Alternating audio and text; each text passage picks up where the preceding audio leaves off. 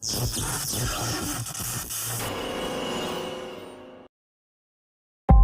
never thought a simple road trip would become the worst night of my life. It happened 3 years ago, deep in the mountains of Montana. I was driving alone after attending my cousin's wedding. My GPS suddenly lost signal, and the road became darker with every mile. There were no houses, no cars, just endless forest. Then my fuel warning light came on. After another 10 minutes, I saw an old gas station sitting alone beside the road. The sign flickered. Open, 24 hours. Relieved, I pulled in. But something felt wrong. There were no other vehicles. No sounds. Not even insects. Inside the store stood an old man wearing a faded red uniform. He never smiled. He simply stared at me.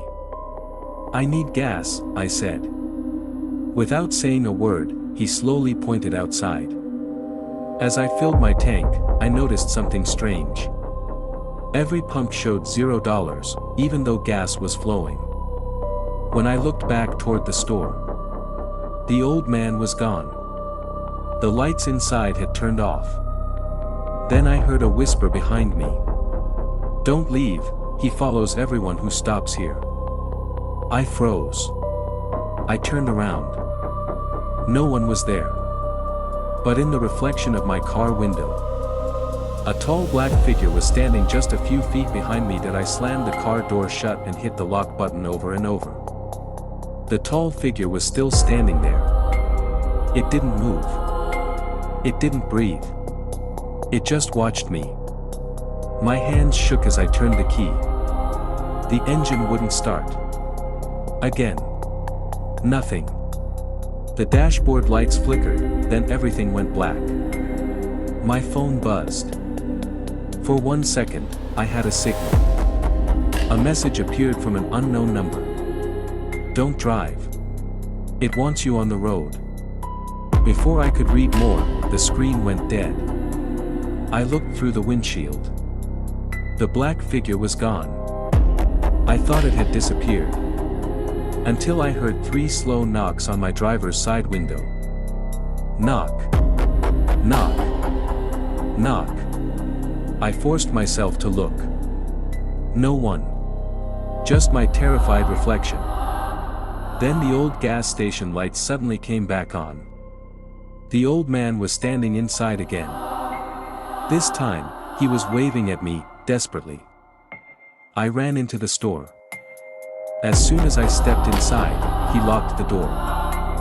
Without looking at me, he whispered, "It doesn't like people who stop here after midnight." "What is it?" I asked. He slowly pointed toward an old newspaper hanging on the wall. The headline read, "Family of 4 vanishes at remote gas station, no bodies ever found." The date, October 14th, 1986. Exactly 40 years ago. Then the old man looked me straight in the eyes and said, "You're not the first person to see it, and unless the sun rises, you won't be the last." At that exact moment, something heavy crashed onto the roof of the gas station. And whatever it was, began walking slowly above us. Thump. Thump. Thump, the footsteps above us stopped. Silence. The old man slowly raised a finger to his lips. "Don't make a sound." I could hear my own heartbeat. Then, bang! Something slammed into the front door so hard the glass cracked. A deep growl echoed outside. The old man grabbed an old shotgun from beneath the counter. "I've never had to use this," he whispered. "It won't kill it, but it might slow it down." The lights began flickering again.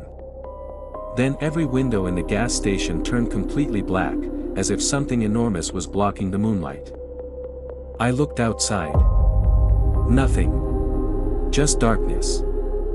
Suddenly, a little girl's voice came from outside. "Please, help me." My heart sank. There was a child out there. I rushed toward the door, but the old man grabbed my arm. "Don't," he shouted. "It knows exactly who you'll trust." The crying became louder. Then it changed. The little girl's voice slowly transformed into a deep, unnatural laugh. Every light inside the station exploded. Glass rained across the floor. For a few terrifying seconds, we were standing in complete darkness. Then my flashlight turned on by itself. Its beam landed on the far corner of the room. Someone was standing there. A woman. Her clothes were soaked.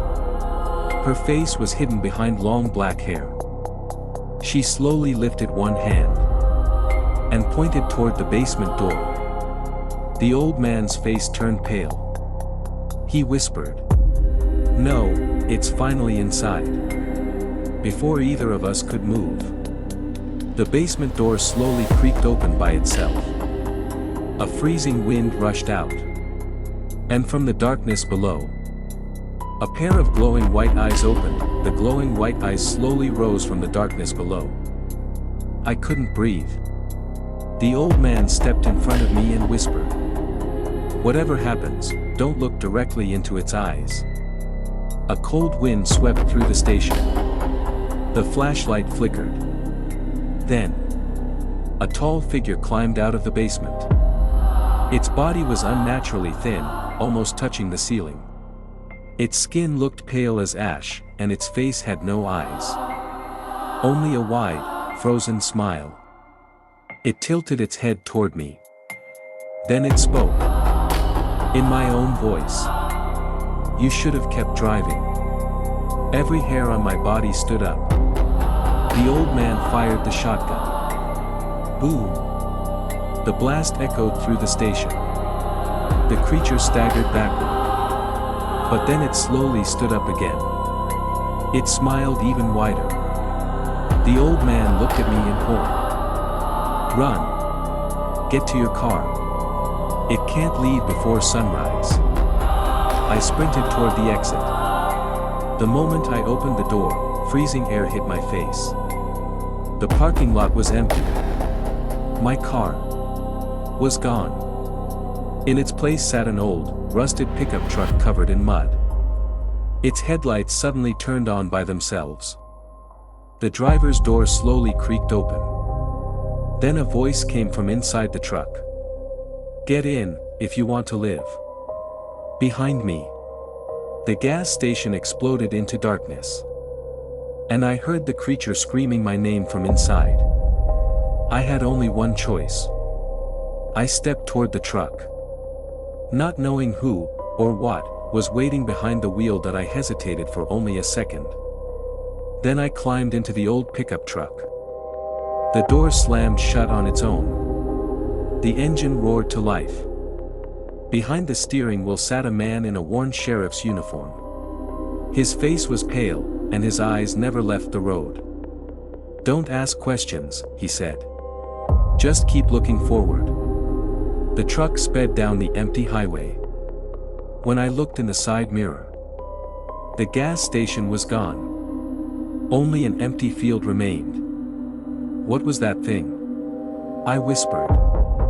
The sheriff took a deep breath. "It isn't a creature. It's a curse."